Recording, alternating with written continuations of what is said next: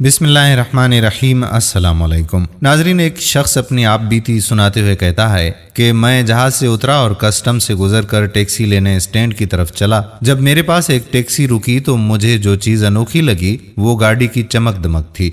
उसकी पॉलिश दूर से जगमगा रही थी। टैक्सी से एक स्मार्ट ड्राइवर तेजी से निकला।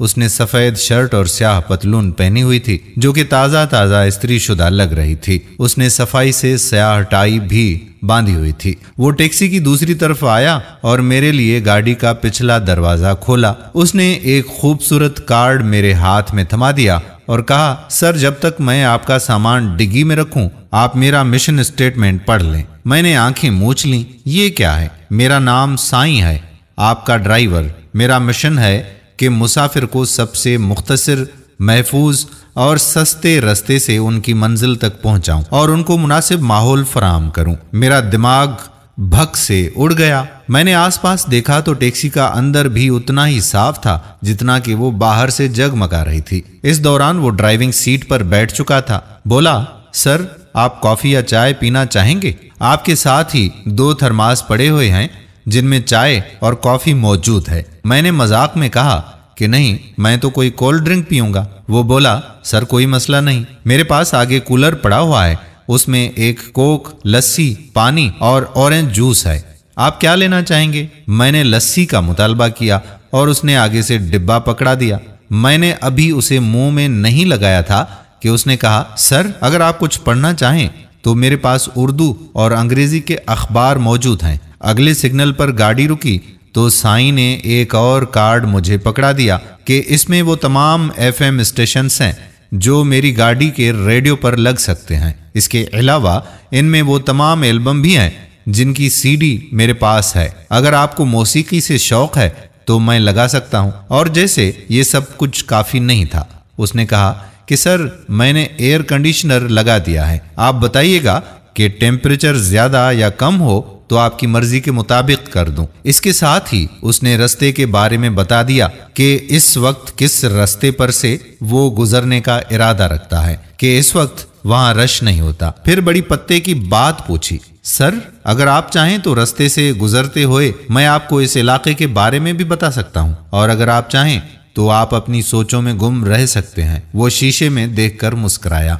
मैंने पूछा, साईं, क्या तुम हमेशा से ऐसे ही टैक्सी चलाते रहते हो? उसके चेहरे पर फिर से मुस्कुराहट आई।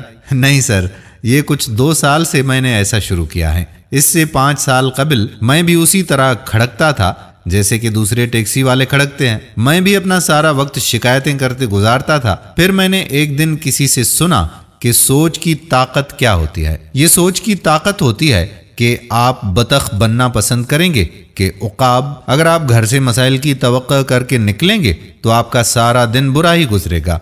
बतख की तरह हर वक्त टी टी से कोई फायदा नहीं है। उकाब की तरह बुलंदी पर उड़ो तो सारे जहान से मुख्तलिफ लगोगे। ये बात मेरे दिमाग को तीर की तरह लगी और उसने मेरी जिंदगी बदल दी। मैंने सोचा, ये तो मेरी जिंदगी है। मैं हर वक्त शिकायतों का अंबार लिए होता था और बतख की तरह से टी टी करता रहता था। बस मैंने उकाब बनने का फैसला किया। मैंने इर्द गिर्द देखा तो तमाम टैक्सियां गंदी देखी।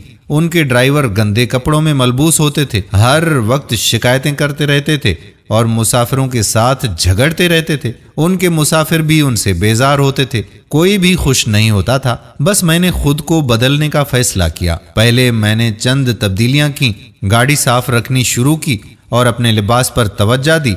जब ग्राहकों की तरफ से हौसला अफजाई मिली तो मैंने मजीद बेहतरी की और अब भी बेहतरी की तलाश है। मैंने उस ड्राइवर से अपनी दिलचस्पी के लिए पूछा कि क्या इससे तुम्हारी आमदनी पर कोई फर्क पड़ा? कहने लगा, सर, बड़ा फर्क पड़ा। पहले साल तो मेरी इनकम डबल हो गई और इस साल लगता है कि 4 गुना बढ़ जाएगी। अब मेरे ग्राहक मुझे फोन पर बुक करते हैं या SMS करके वक्त तय कर लेते हैं। मुझे लगता है कि अब मुझे एक और टैक्सी खरीदनी पड़ेगी और अपने जैसे किसी बंदे को उस पर लगाना पड़ेगा। ये साईं था। उसने फैसला किया कि उसे बतख नहीं बनना बल्कि उकाब बनना है। आपका क्या ख्याल है, इस हफ्ते से उकाब का हफ्ता ना शुरू किया जाए? साईं ने तो मुझे एक नया फलसफा दे दिया। बड़ा फलसफा, वो जो किसी ने कहा है ना कि कोई पानी में गिरने से नहीं मरता, हाथ पांव ना मारने से मरता है। दोस्तों, मुझे उम्मीद है कि आप भी अपनी जिंदगी में मुस्बत तब्दीली जरूर लाएंगे और अच्छा सोचना शुरू कर देंगे, और अच्छा करने से अच्छा ही हुआ करता है। अगर वीडियो पसंद आई हो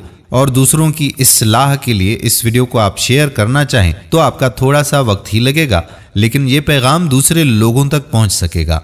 कोई एक भी बंदा अपनी जिंदगी में तब्दीली लाए तो जान लीजिए कि इस माहौल में बहुत ज्यादा तब्दीली आ जाएगी। आने वाली वीडियो तक आपका अपना मेजबान कादिर बख्श कल्होड़ो आपसे इजाजत चाहता है। अपनी दुआओं में याद रखिएगा। अल्लाह हाफिज।